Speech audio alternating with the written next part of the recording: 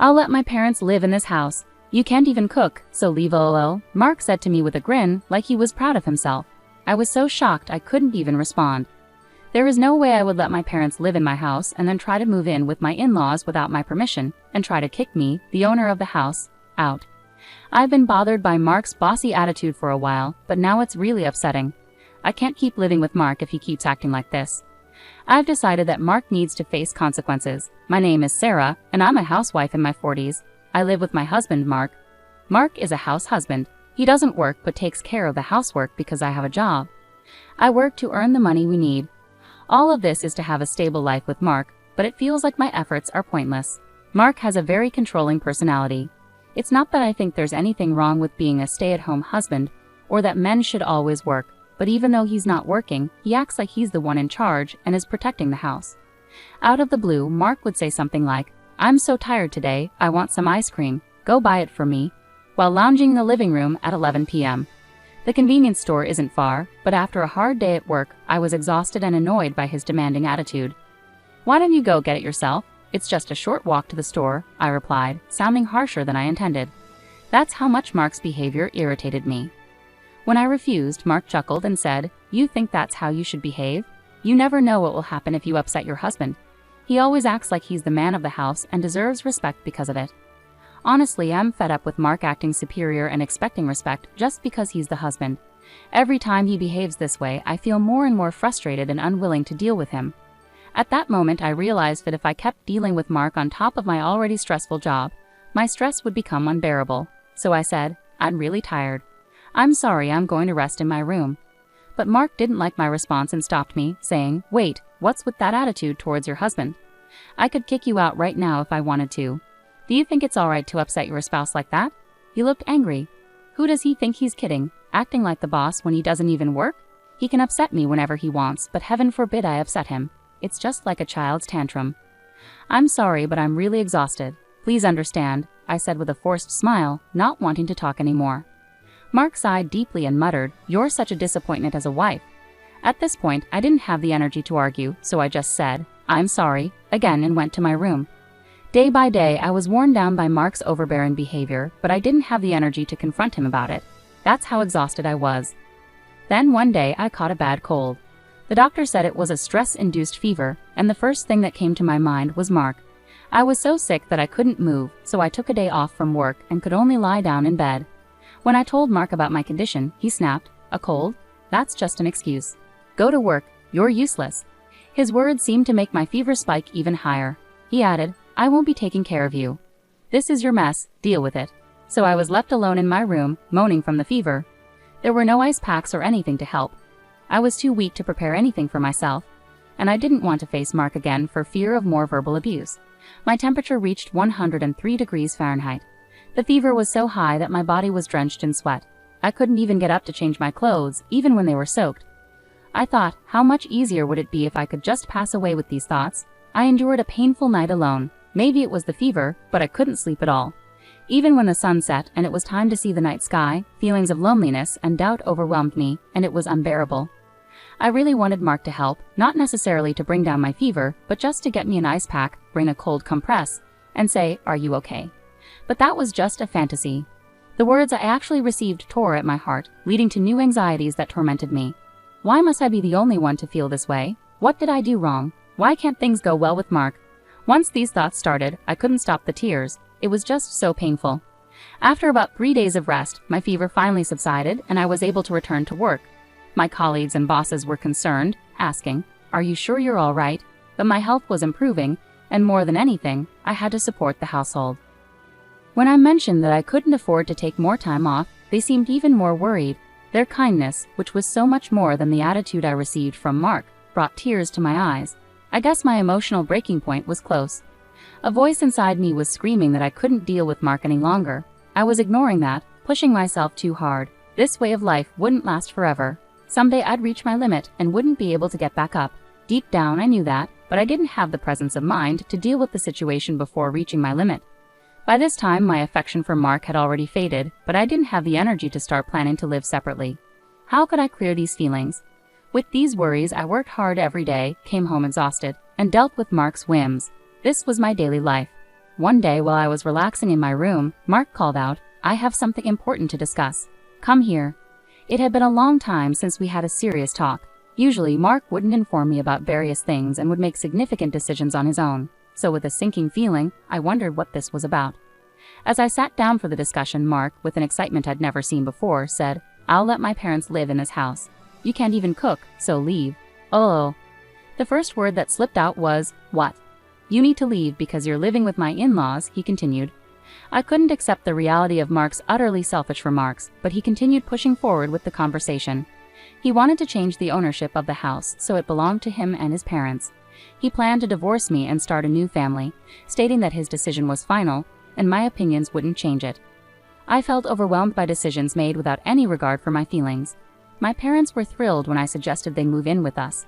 They've missed me, and I need to take care of them as the head of the household. Mark, full of himself with his man-of-the-house mentality, only thought about his own needs.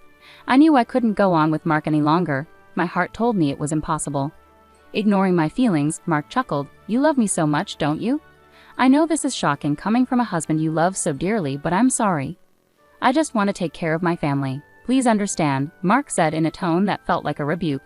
But I wanted to respond, "That's not true at all." I had no affection left for Mark. What remained was disbelief at his selfish actions and regret for not ending things sooner.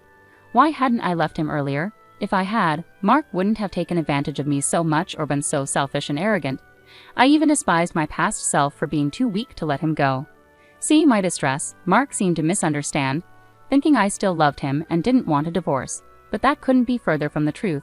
My feelings for Mark had faded long ago. All that was left was disgust for a man who thought I still cared despite everything. To make myself clear, I spoke up, "Fine then, I'll leave." At those words, Mark exclaimed, "What?" Clearly, he hadn't expected me to agree to a divorce and leave so readily. He needed to realize that the old me, who used to bail him out, was gone for good. From now on, whatever happens to Mark, I won't be there to help him because we won't be a couple anymore. Seeing my determination, Mark looked shocked and frozen in place. I seized the moment to head to my room and pack the essentials. I couldn't take larger items today, so I'd have to arrange for movers later. As I prepared to leave, Mark hurried over and asked, "Are you sure about this? If we divorce, we'll be strangers." I smiled and replied, "I've already fallen out of love with you. Letting go feels like a weight lifted off my shoulders." Hearing this, Mark stood there looking lost. I nodded, said, "Thanks for everything," and walked out of the house. Mark had a worried look on his face. After I returned to my parents' place and explained everything, they were furious with Mark's behavior at first, but calmed down once they knew I had a plan.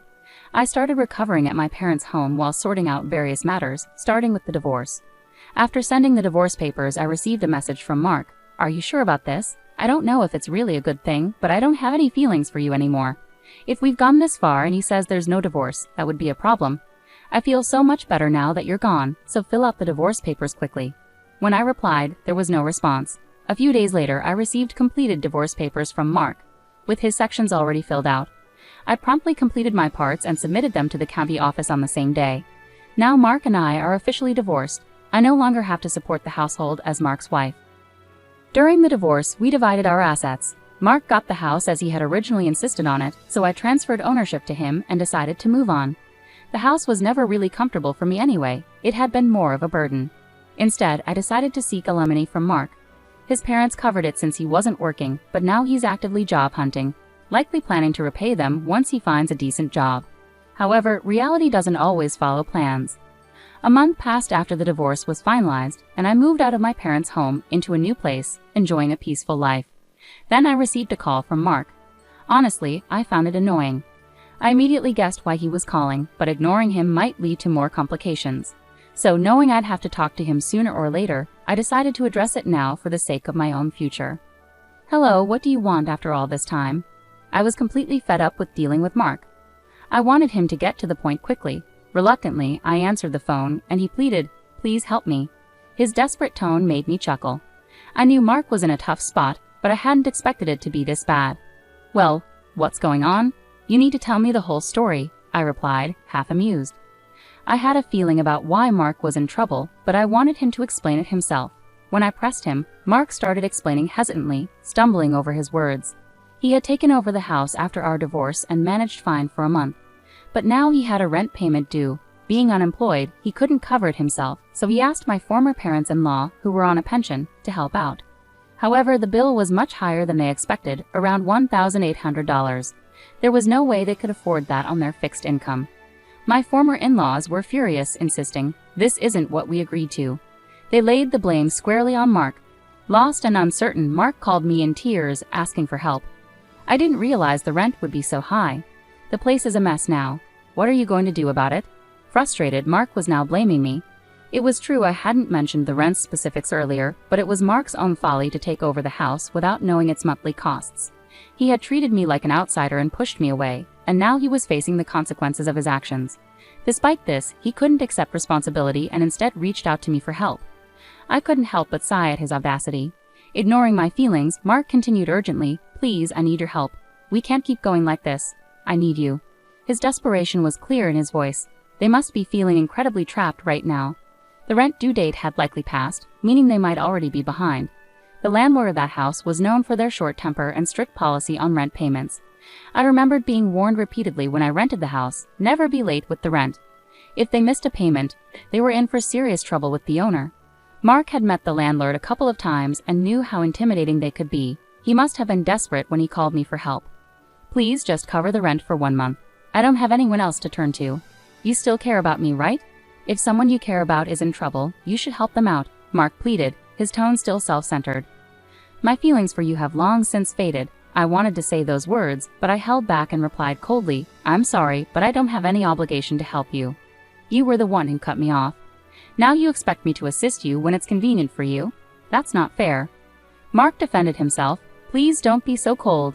I really can't handle this alone. Whether you still love me or not doesn't matter now.